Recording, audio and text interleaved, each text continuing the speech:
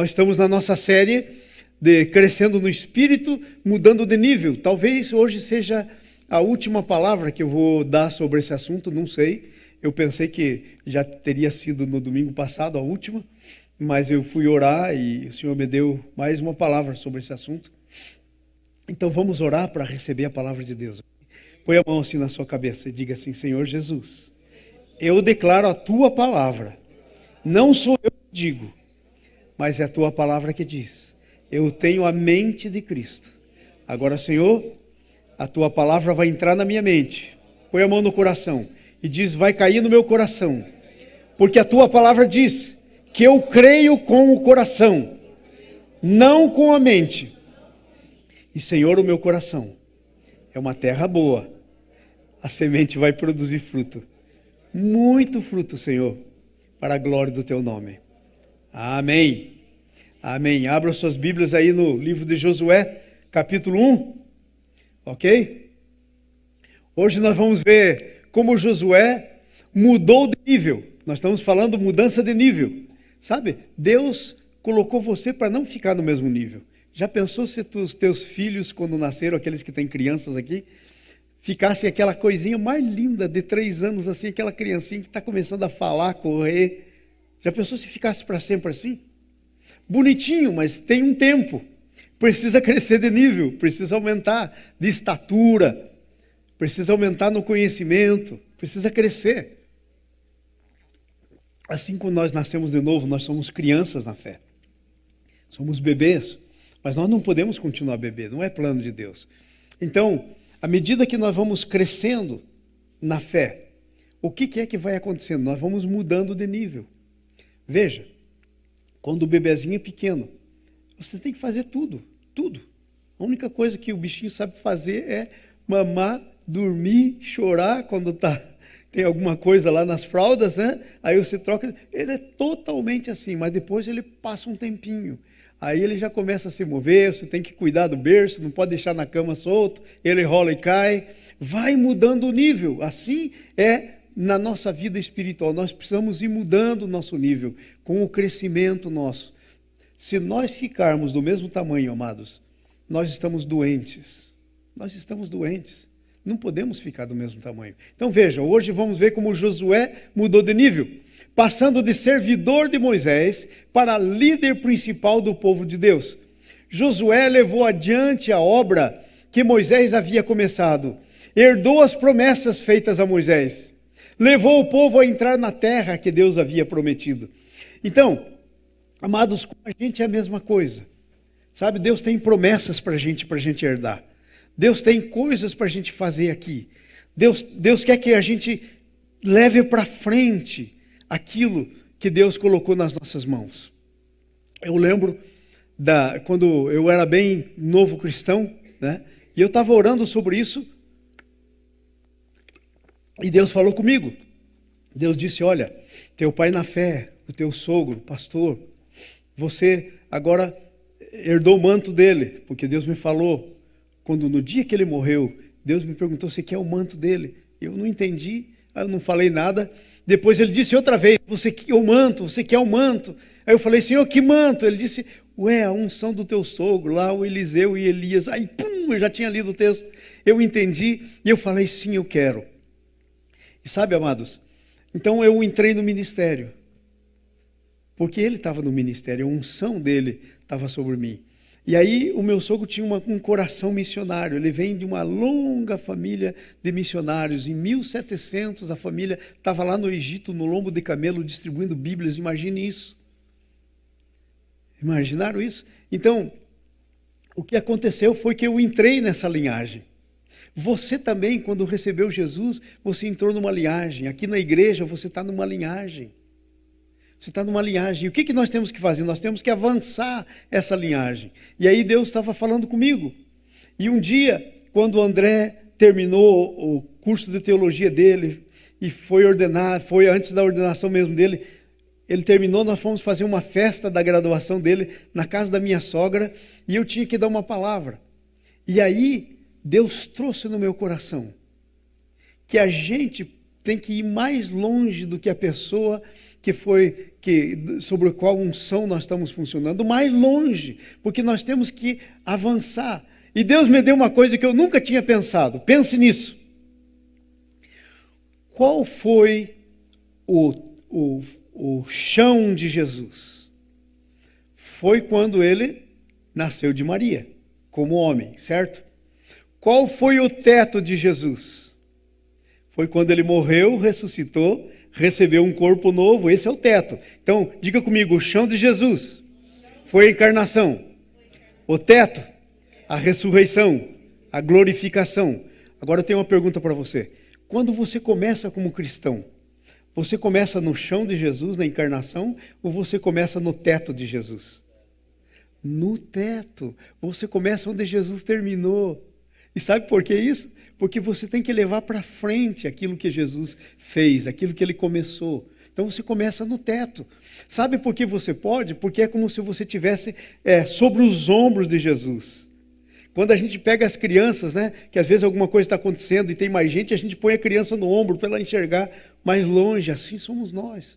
Nós estamos sobre os ombros de alguém, ok? Então, nós precisamos avançar essas coisas. Nós não fomos criados para ficar parados. Nós temos que levar adiante aquilo que Deus está nos dando, amém? Vai para o ponto 1 do nosso mudança de nível. Veja o ponto 1 aí. Nós dizemos aí no nosso ponto 1 que a mudança de nível tem a ver com o que somos. Gente, se você não for, você não muda de nível. É por isso que o processo de santificação, Deus tem coisas para trabalhar no nosso caráter. E Deus vai trabalhando no nosso caráter. E sabe o que acontece? Enquanto Deus não termina de trabalhar numa área, nós não passamos para outra. Nós ficamos repetindo. E aí, a gente tem uma palavra que Deus usa e faz com a gente que a gente não gosta. Se chama provação. Amados, a provação é para você mudar de nível. Provação é para você passar na prova. Deus não manda nenhuma provação para você para reprovar você. Ele manda uma prova para você passar na prova e mudar de nível.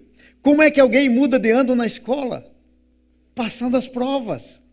Então, você precisa mudar de nível e tem a ver com o que você é. Cada vez que você vem uma aprovação, ele está desenvolvendo em você Jesus. Você está crescendo na estatura do varão perfeito que é Cristo. É isso que está acontecendo com você. Você está crescendo na estatura do varão perfeito. Você está mudando de nível, amém? Então tem a ver com o que você é. Paulo tem um versículo que diz que ele sofria dores de parto até que Jesus fosse formado. Quanto de Jesus já tem formado em nós? Como é que nós estamos na nossa vida espiritual? Ainda somos crianças? Estamos lá naquela idade de Jesus como crianças? Já somos jovens? Ou já entramos na nossa maturidade espiritual?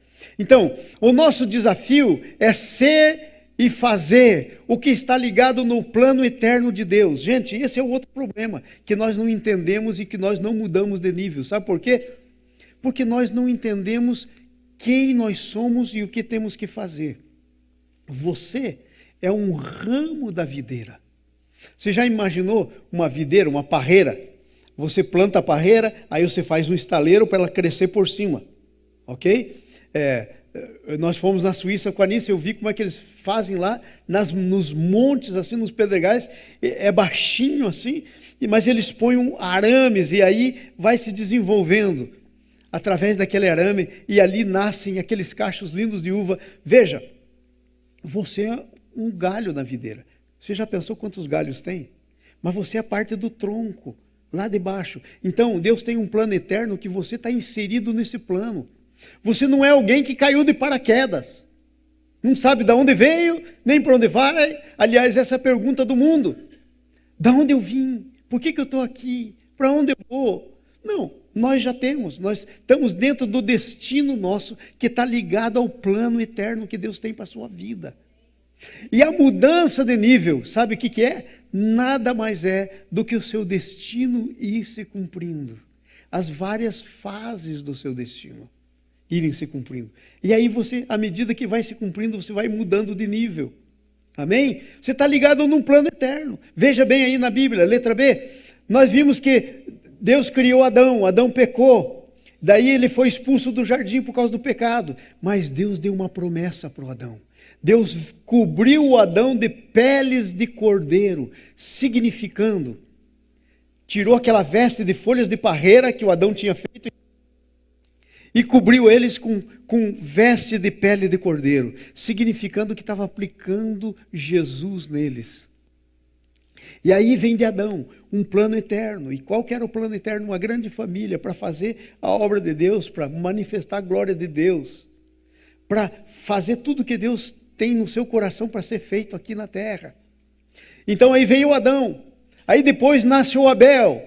Veja, é um link, é um plano só. Depois nasce Noé, daí vem Abraão, depois vem Moisés, daí vem Josué e assim por diante, até você.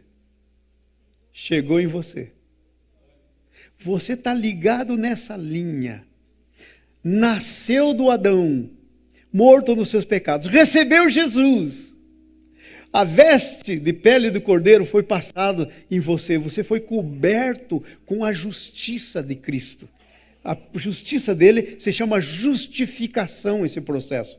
A justiça dele foi aplicada em você. Você foi justificado. E agora você está nessa linha toda. Então é o seguinte: o que é que você está fazendo nessa linha toda? Eu, por exemplo, eu sei que eu entrei, eu estava fora da linha. Na minha família, por gerações, não havia crentes. Só tinha a tia Mariquinha, que era uma tia que todo mundo achava estranho. Lá de antigamente, que era crente, a única que se conhecia na família.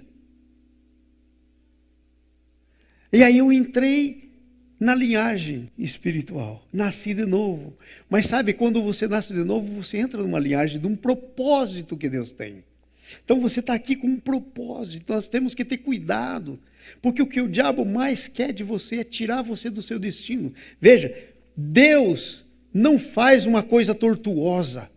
Então sabe o que o diabo tenta fazer? Ele tenta fazer você pegar um desviozinho. Olha, se você tem um ângulo de 1 grau, um ângulo de 1 grau aqui no começo, é quase nada.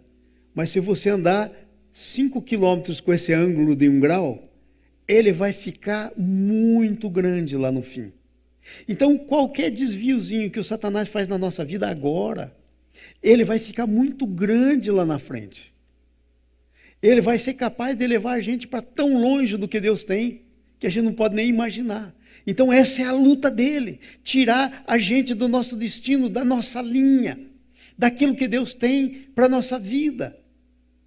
Irmãos, se o que Deus tem para a nossa vida é só a gente viver nessa vida, trabalhar, fazer as coisas, e não passa disso, nós somos infelizes. Porque o nosso destino, amados, não está ligado só nessa terra, começa nessa terra, mas ele está ligado depois, na eternidade. Nós estamos passageiros aqui, estamos indo para a eternidade, e lá é o fim do nosso destino, é lá que ele termina, não aqui. Então, se nós vivemos aqui, como se o nosso destino todo estivesse aqui, nós somos infelizes, gente, somos os mais infelizes das pessoas, muito infelizes. Está entendendo? Então nós temos que entender que nós estamos numa linhagem. Assim era com Moisés. Veja, letra C. Vamos ler versículo 1, está escrito aí. Está escrito assim, ó: sucedeu depois da morte de Moisés, servo do Senhor, que o Senhor, falou a Josué, filho de Nun, servidor de Moisés. Por que diz isso? Por que diz Moisés, servo do Senhor, Josué, servidor de Moisés? Por quê? Não é porque um é maior que o outro. Aliás, o Moisés nem entrou na terra. Quem entrou foi o Josué. Depois da morte de Moisés, servo do Senhor, falou o Senhor a Josué, filho de Nun, dizendo a Moisés, vai lá. Moisés, meu servo, eu queria o primeiro versículo, não sei que tradução é essa que está aí. Porque a minha Bíblia diz assim, sucedeu que depois da Moisés, ele falou a Josué, servidor de Moisés. Aí, depois da morte de Moisés, servo do Senhor, falou o Senhor a Josué, filho de Nun, servidor de Moisés. Essa linha, não é que o Moisés foi maior que o Josué, gente, não é uma questão de quem é maior. É uma questão da continuidade do plano. O Josué não caiu de paraquedas. Ele estava numa continuidade do que Deus está fazendo. Você não está de paraquedas, você está numa continuidade do que Deus está fazendo. Agora, presta atenção, gente. Que continuidade que você está? Que é que Deus está fazendo? Gente, você é membro de um corpo local, de uma igreja. O que Deus está fazendo é o que Deus está fazendo na igreja. Assim como Josué e Moisés, eles eram membros de um povo. E o que Deus estava fazendo no meio do povo. Você é membro de um corpo, o corpo de Cristo, a igreja, aqui. O que Deus está fazendo é aqui. Então, vamos tirar isso da cabeça, essa bobagem da cabeça. Ah, pastor, eu não sei. Como não sabe? Para que você saiba, Deus te dá dons, Deus levanta você, te dá responsabilidade, te dá trabalho, oportunidades, abre portas para você, para que você possa ser e fazer. Amados, você não pode fazer sem ser, mas você não pode ser e não fazer, porque a fé sem obras é morta. Entenderam isso? Mas o fazer não produz fé, pode ser obra da carne. Então, veja a linha, Josué, então, servidor de Moisés. Se você for ler Elias e Eliseu, diz Eliseu, filho de Safate, que deitava água nas mãos de Elias. Está escrito lá na Bíblia esse versículo. Sabe o que isso quer dizer? Ele estava entrando numa linha. Uma linha. Você está numa linha. Uma linha que Deus estabeleceu.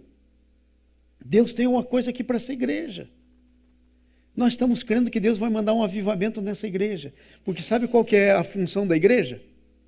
É a gente, duas funções. Você como membro da igreja, há duas funções para você. Só duas, não é confuso. Primeiro, você crescer na estatura do varão perfeito. Ser como Jesus quer que você seja, o que Deus planejou.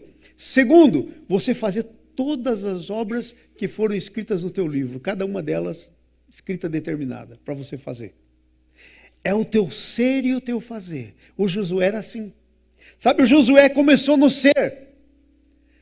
Ele começou servindo Moisés e não tinha nada para ele, mas daí ele foi servindo Moisés, e aí o dia que o Moisés subiu no monte, adivinha o que aconteceu? O Josué subiu no monte. Não subiu até o fim, onde Moisés subiu, mas ele subiu no monte. Só o Josué. E à medida que ele foi se chegando para Moisés, foi ficando claro o plano de Deus para a vida dele. E aí sabe o que aconteceu? Aí o povo começou a andar no deserto e tinha a tenda da congregação, que era onde Moisés ia para ouvir Deus falar. A nuvem baixava, que era a presença de Deus sobre a tenda. A nuvem baixava sobre a tenda.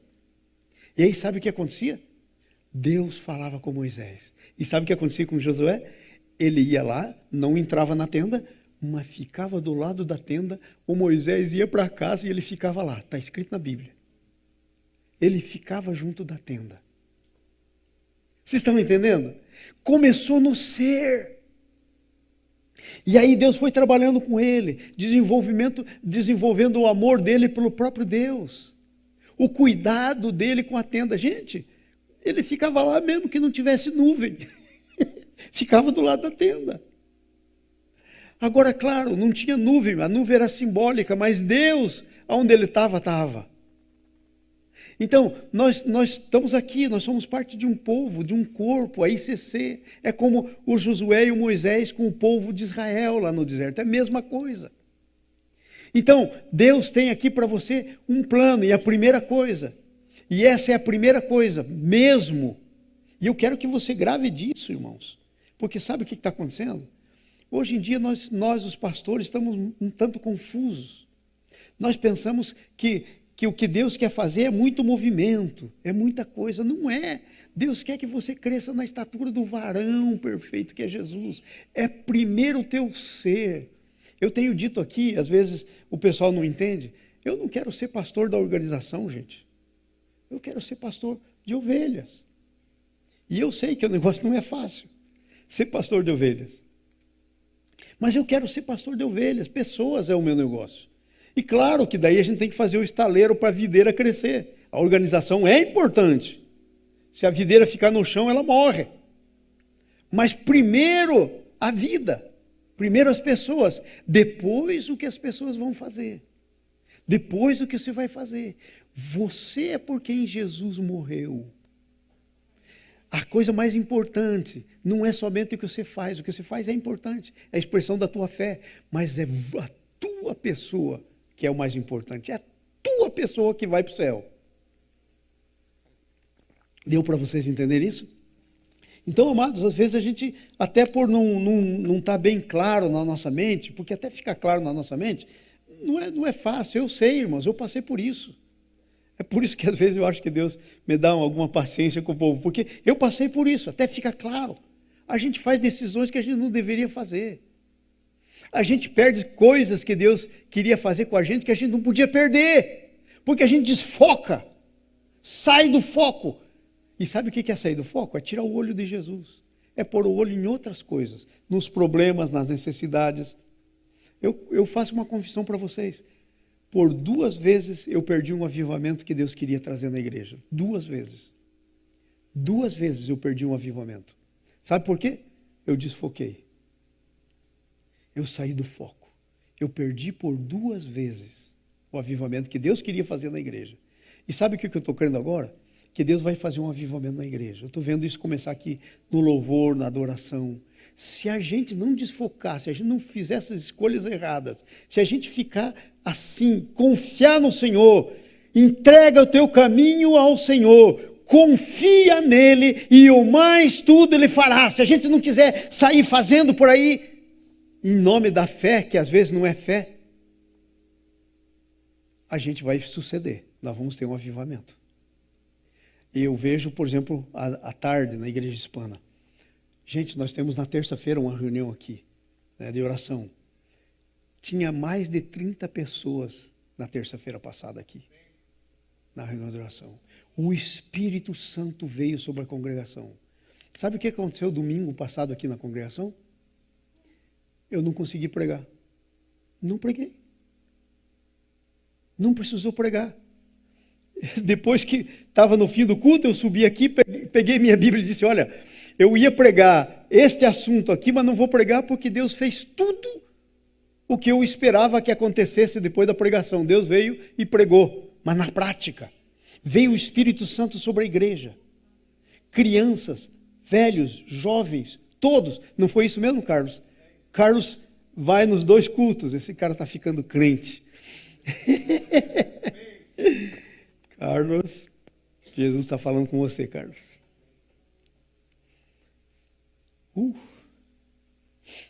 Carlos, você vai ser pastor, Carlos. Deus está falando com você, não sou eu.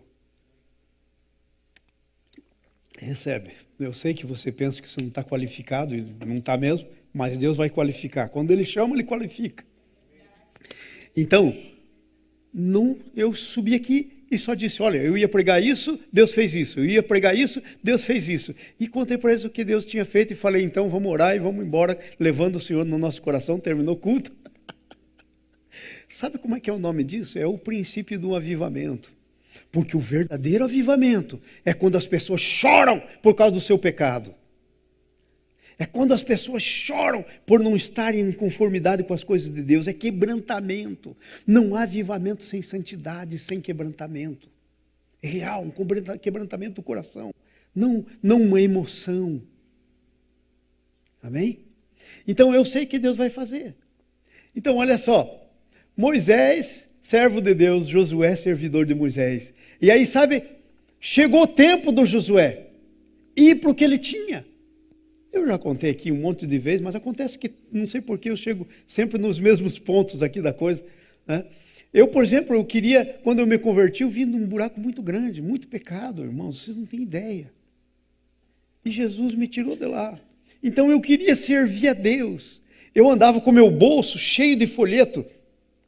E não sei, foi misericórdia de Deus, que logo no princípio eu aprendi que o negócio é a dependência de Deus. Não é eu fazer do jeito que eu quero. Sabe como é que eu fazia? Eu saía para as ruas assim, eu dizia, Senhor, aqui está 20 folhetos. Mas eu não quero dar para qualquer um que vai pegar isso aqui e jogar na rua. Eu quero dar, Senhor, para aquela pessoa que vai ler e o Senhor vai fazer alguma coisa com ela. Então, Senhor, só tem um jeito. Me mostra para quem o Senhor quer que eu dê. E eu normalmente voltava sem folheto. E eu não sabia nada de nada, não sabia discernir a mão direita da esquerda. Era um crente recém-nascido. E sabe, a coisa então foi por aí. E Deus foi desenvolvendo, e foi assim, crescendo. E aquilo foi tomando lugar na minha vida. Porque sabe como é que você vai saber o que Deus quer que você faça? Quando você começa a fazer. Muito bem, servo bom e fiel. Você foi fiel no pouco? Sobrou muito, te colocarei. Então a coisa foi indo e foi se desenvolvendo.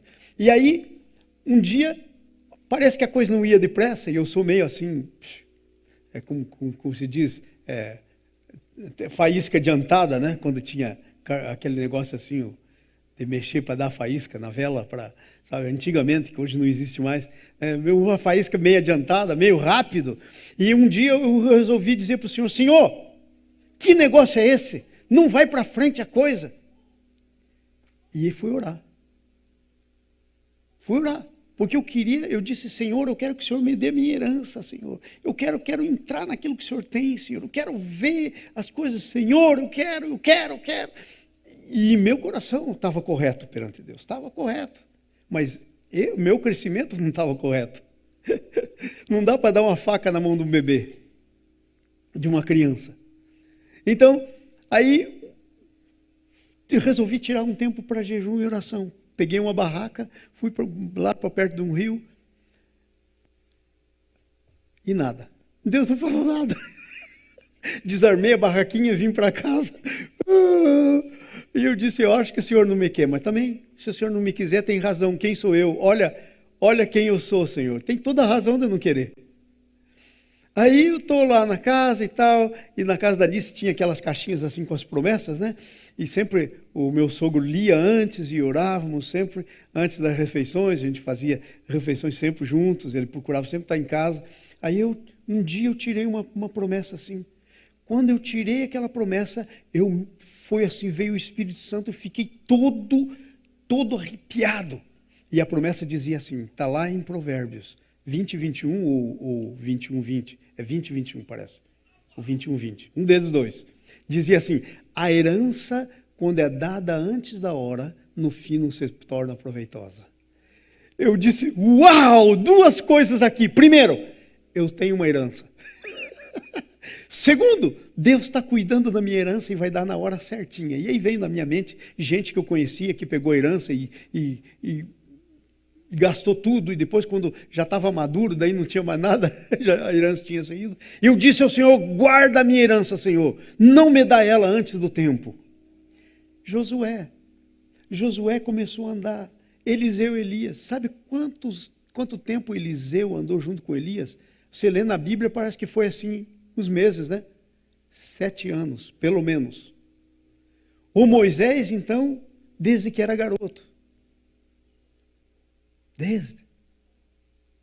Ok? Todo o tempo, o Josué, desculpe, desde que era garoto. Vocês entenderam? Então, a herança não pode ser dada antes da hora, mas tem uma herança. Tem uma coisa para ser feita. Você está na videira, no galho. Há uma linha. Ok? Aí, então, quando chega a hora certa, Deus diz para Josué, dispõe-te. Veja o que diz o versículo 2 e 3 aí, coloca para a gente, por favor. Versículo 2 e 3. Diz assim, olha só que coisa tremenda. Moisés, meu servo, é morto. Levanta-te, pois, agora. Fala comigo agora. Esse é o tempo de Deus. Passa esse Jordão, tu e este povo, para a terra que eu dou aos filhos de Israel. Versículo 3. Todo lugar que pisar a planta dos vossos pés, vou-lo dei, como disse a Moisés. A linha disse para Moisés, mas vai se cumprir em você. disse para o pastor João, pode ser que se cumpra em você. Alinha. Deus não tem várias unções, muitas unções, unções diferentes. Deus não tem. É uma linha. Vocês estão entendendo? E a boa coisa é, você está na linha. Porque quando você nasceu de novo, você é galho da videira. Você está na linha. A seiva que vem lá da raiz. Eu sei lá. Eu sei que a minha raiz é Adão, essa eu tenho certeza. Mas depois disso, só Deus sabe de onde eu vim, que linha eu estou. Mas eu estou na linha. E Deus tem uma coisa. Mas aqui mais pertinho de mim, eu sei na linha que eu estou. Sabe quem é que eu estou avançando o ministério? Do meu sogro. Eu recebi a capa dele. E sabe? E aí Deus me disse, quando ele estava me falando essa história de capa, eu disse assim, mas Senhor, eu nem sou da casa, vou receber a capa. Deus falou comigo, essa capa, eu tenho coleções e coleções de capa, tem para todo mundo o que quiser. Eu não tenho uma só capa. Eu recebi a minha capa, mas Deus tem na minha capa coleções de capa. Para quem quiser. Para quem disser, sem quem se levantar e entrar na linha, possuir. Sabe? Deus diz para ele, levanta-te. Agora volta no versículo 2. Levanta-te para possuir. O que é que ele quer possuir? Moisés, meu servo é morto. Agora, pois, levanta-te e passa esse Jordão. O que é a primeira coisa que Deus queria que ele fizesse? Passasse o obstáculo.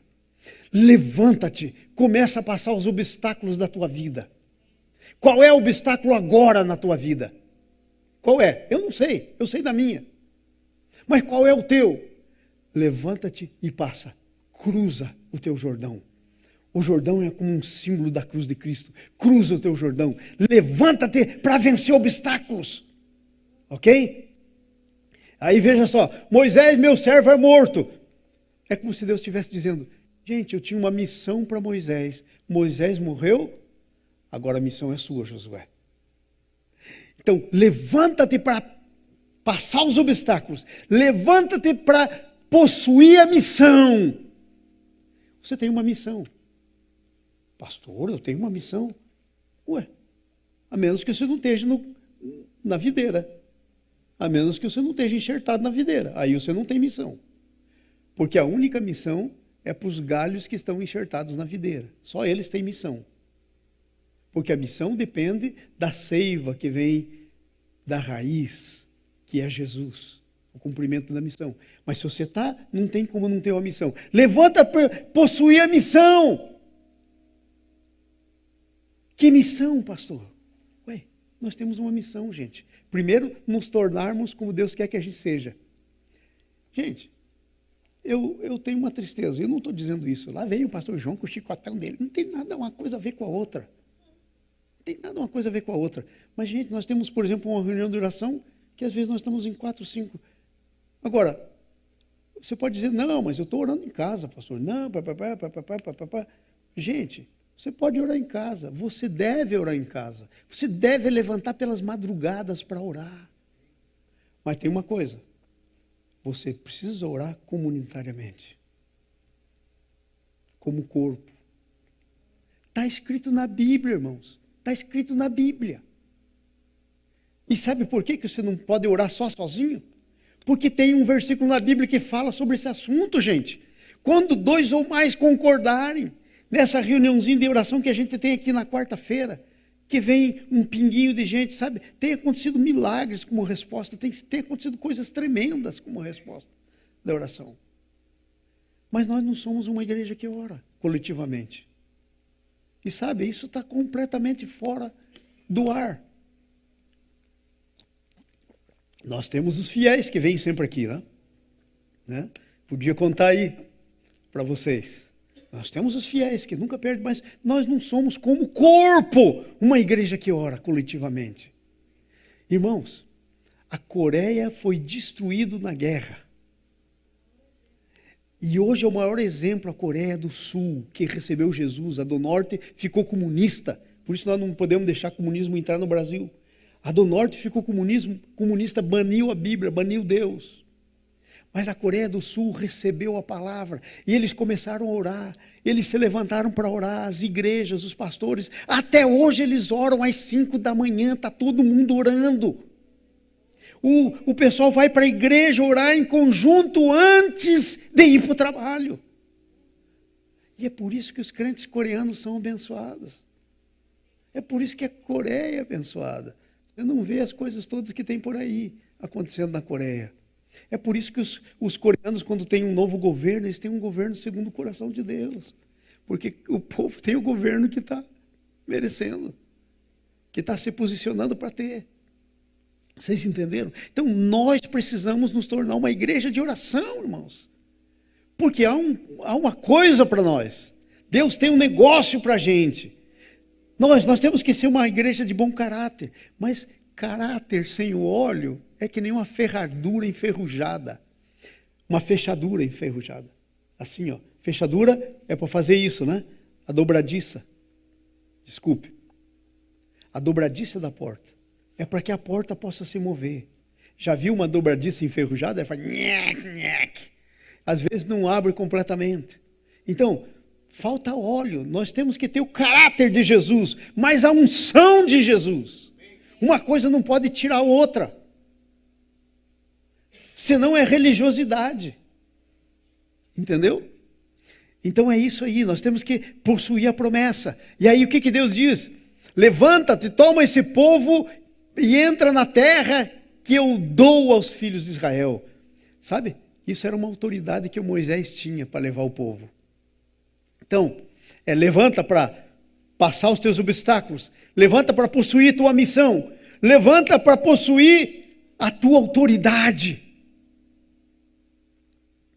E aí ele diz, Moisés, meu servo, é morto. E aí havia uma promessa de levar na terra prometida o povo. Deus está dizendo para o Josué, levanta para possuir a tua promessa. Quero perguntar para vocês, irmãos, o que estão fazendo com a promessa de Deus? O que está sendo feito com as promessas de Deus? Estamos assim, as promessas. Promise Keeper. Não cantamos agora há pouco? Aquele que quer cumprir as promessas. Então, e as promessas que Deus tem? Como fica? Olha só que coisa.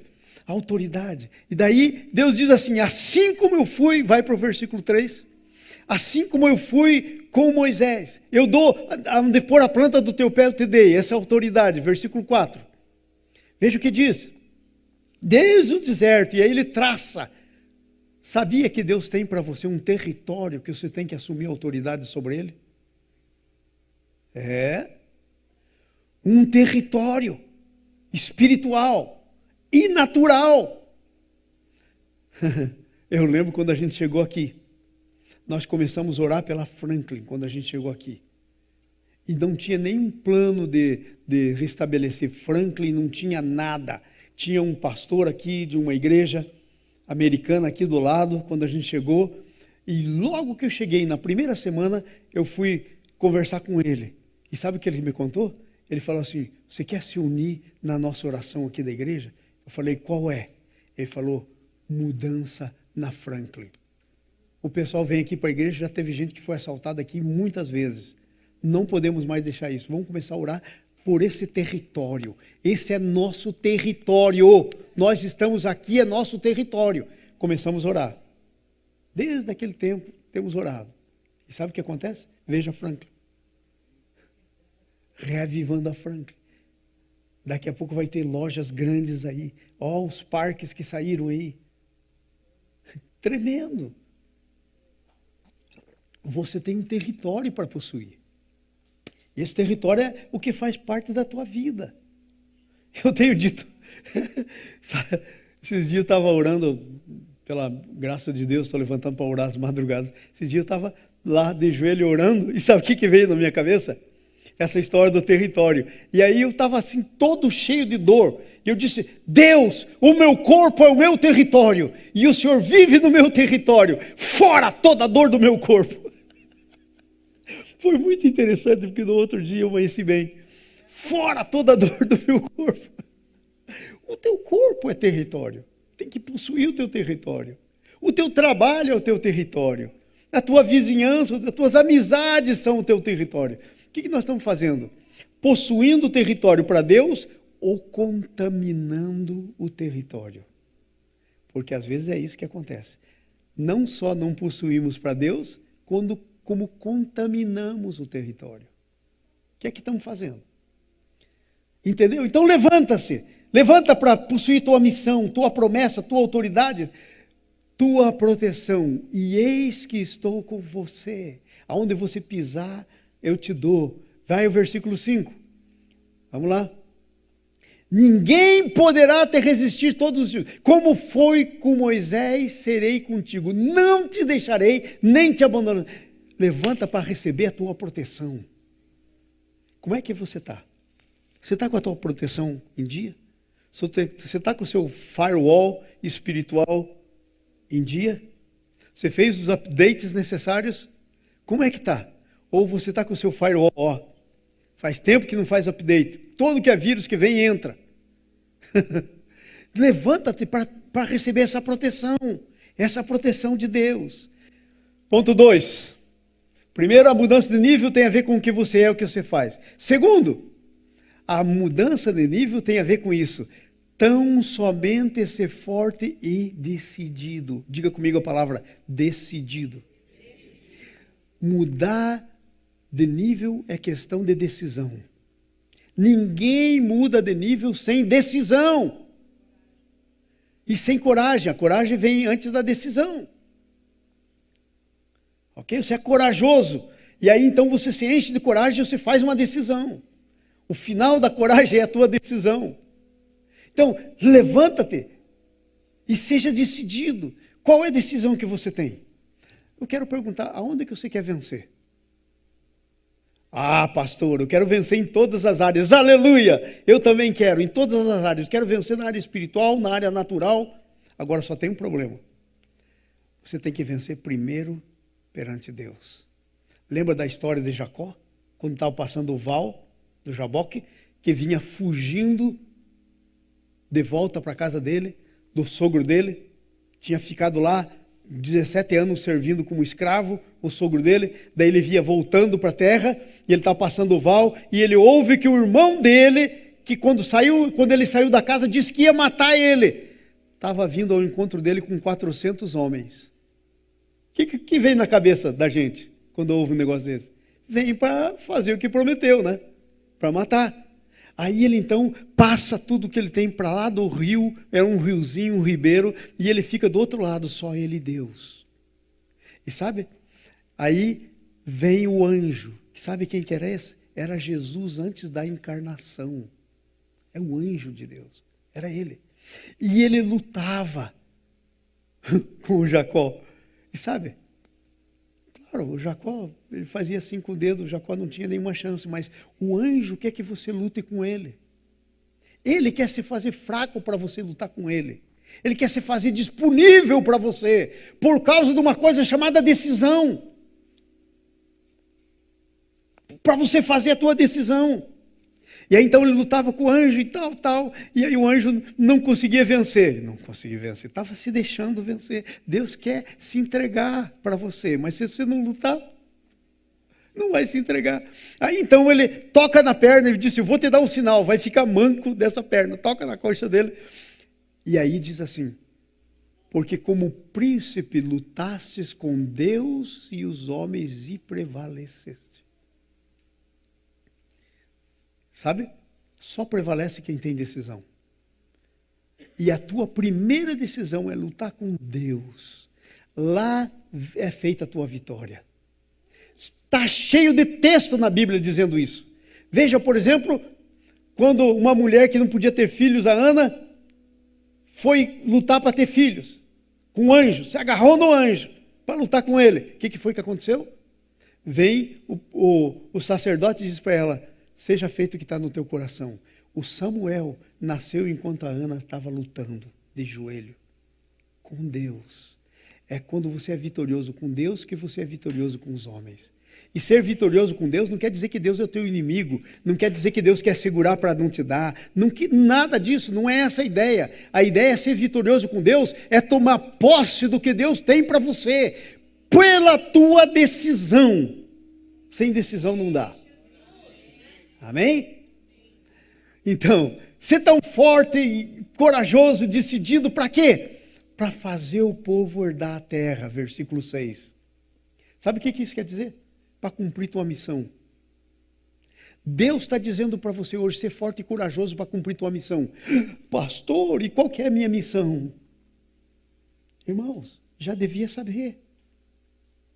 Se não sabe é porque ainda está por aí, vai para cá, vai para lá. Horas é uma coisa, horas são as tuas necessidades, horas são as coisas que tem na cabeça, o que você lá no teu coração quer ser. E o que Deus quer que você seja? E aí, quando você souber o que Deus quer, você se alinha. E aí você vai fazer tudo o que tem que fazer. Se Deus disser para você, você vai ser um médico, você tem que entrar na escola de medicina, gente. Claro, aí, mas vai entrar antes? Daí não vai dar nada, porque se o plano de Deus não for, você vai matar mais cliente do que ajudar. Entenderam? Esforça-te, tem bom ânimo, porque farás herdar esse povo, fará a terra que eu dei aos seus pais. Se esforça para entrar na missão, fazer o povo herdar a terra. Gente, tem um povo aí que precisa herdar a terra, e que às vezes depende de você. Veja só o versículo, a letra B. Se esforça para fazer segundo tudo que está na lei. A lei é a palavra de Deus. Nesse sentido, é sinônimo da palavra de Deus. Se esforça para fazer o que está na palavra. Qual está o teu esforço para o que está na palavra? Não, pastor, eu estou bem esforçado. Como são as decisões que você faz? Porque o assunto é decisão. São pela palavra? São porque você ouviu Deus? Como são as decisões? Deus não tem uma palavra e outra palavra contra. A palavra escrita concorda com a palavra rema. Não pode haver discordância. C. Para não desviar nem para a direita nem para a esquerda. Você está se esforçando para não se desviar? Nem para a direita nem para a esquerda? Ou é como aquele negócio que o Tiago diz, um caniço agitado pelo vento. E a Bíblia diz lá, não pense que esse homem alcançará coisa alguma. Então como é que nós somos? Tem alguém para a gente blá, blá, blá, blá, blá. Aí a gente segue como um zumbi.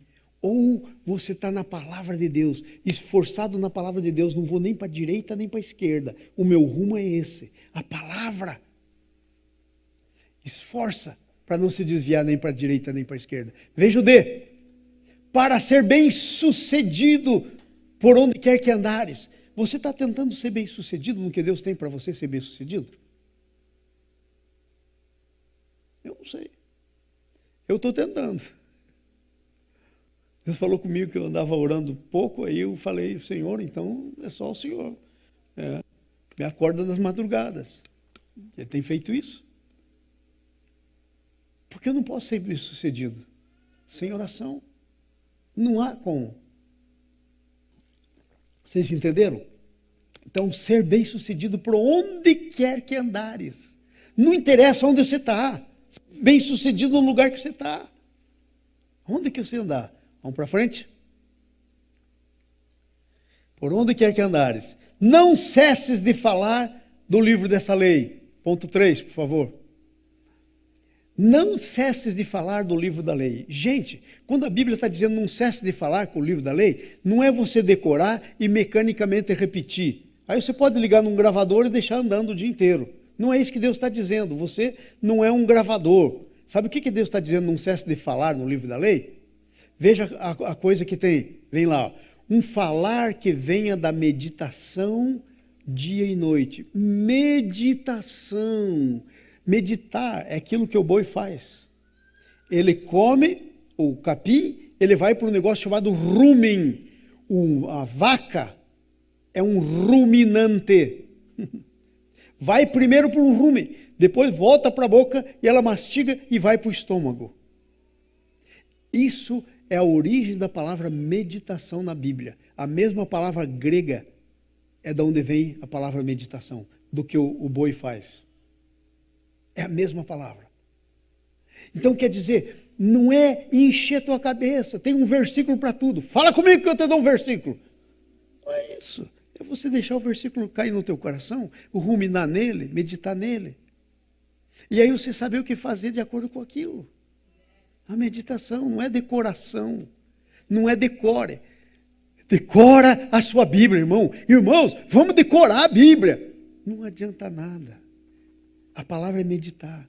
Então não cesse de falar do livro, quer dizer, não cesse de falar naquilo que você está meditando, o que você está ruminando. Ok? O falar que venha da meditação. Tá? Um falar que venha da prática do que está escrito. O que eu estou falando está vindo da prática do que está escrito. Ok, aonde está o negócio na prática que está escrito que eu estou fazendo?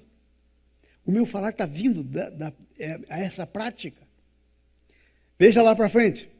O falar que faça prosperar o teu caminho e seja bem sucedido.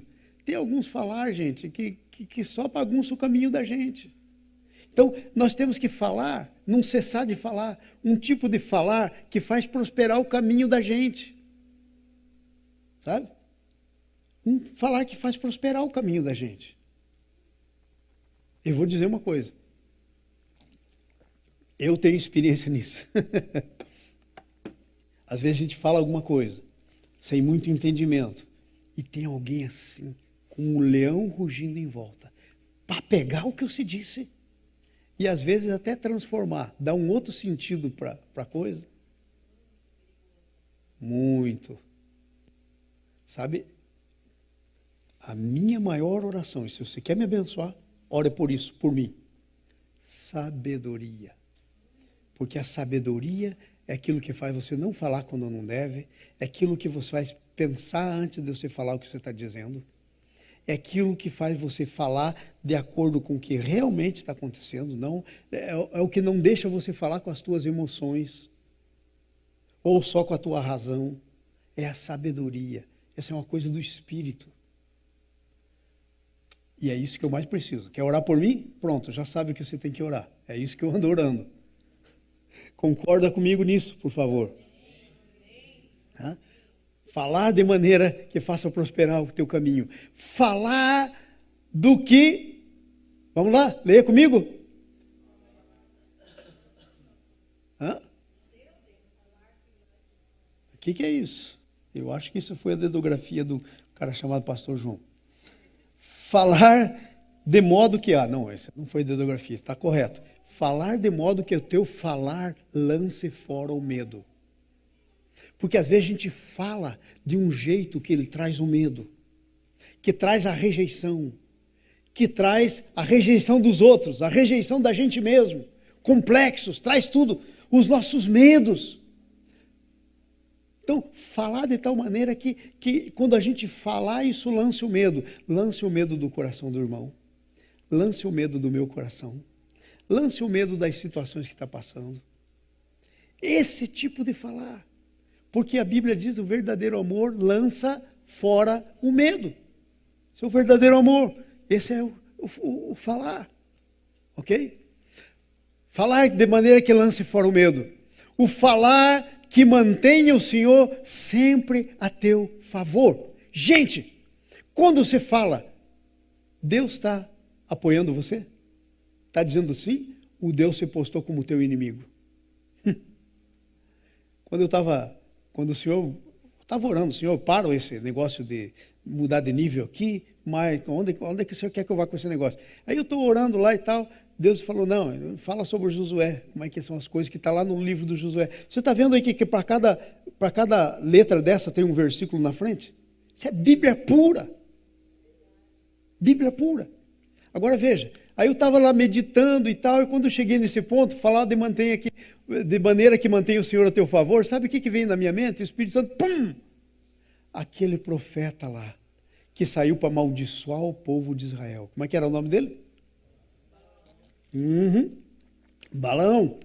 Um rei estava no caminho, tinha que ser destruído, porque Deus tinha dado toda a chance para eles, o cara não quis se converter, a nação dele não se converteu, e agora Israel ia passar, ia destruir. O rei se chamava Balaque, e ele então falou: eu peguei a ideia, esse povo anda com o negócio de Deus aí. Tá bom, se o negócio é assim, vou achar um profeta, eu vou jogar esse jogo com a mesma moeda. Vou jogar ele com as mesmas características. Contrata um profeta, o Balaque, que é o rei, contrata o profeta Balaão. Amaldiçoa esse povo para mim. Era um profeta. Era um profeta. Aí sabe, a Bíblia tem lá um texto que diz assim, que ele então pôs o seu jumento e foi para no monte alto olhar o povo de Deus e amaldiçoar. Uau! Enquanto ele ia, um anjo com uma espada desembainhada saiu para o pescoço dele. O que ele ia falar mantinha ele contra o Senhor, ou mantinha o Senhor contra ele. O que nós falamos mantém o Senhor a nosso favor ou contra a gente? Temos que pensar nisso. Eu vou dizer uma coisa para vocês, gente. Eu sempre digo isso, mas por favor não entenda isso como um jargão, não. Eu estou pregando para mim. Eu estou pregando para mim. E não é um jargão. Perante Jesus. Eu estou pregando para mim esse texto. Já preguei ele para mim, é a segunda vez que eu estou pregando. Preguei a primeira vez quando escrevi. Agora veja. Então daí ele vem e o anjo estava com a espada. Aí sabe o que é? O burro dele, a mula dele, se desvia. Pum. Aí tal. De repente o anjo vai mais para frente, fica com a espadona, vai passar aqui. O burro se desvia. Aí, de repente, o anjo falou: burro, sabidinho você, hein? Vou dar um jeito em você. Fica num lugar que não tinha por onde o burro se desviar. Aí o burro encostou assim, foi machucando a perna do Balaão, e o Balaão espancou o burro. E aí o burro falou. Ele disse: eu não sou teu burro, não sou fiel, não ando sempre direitinho com você, por que você me bate? O que você está fazendo?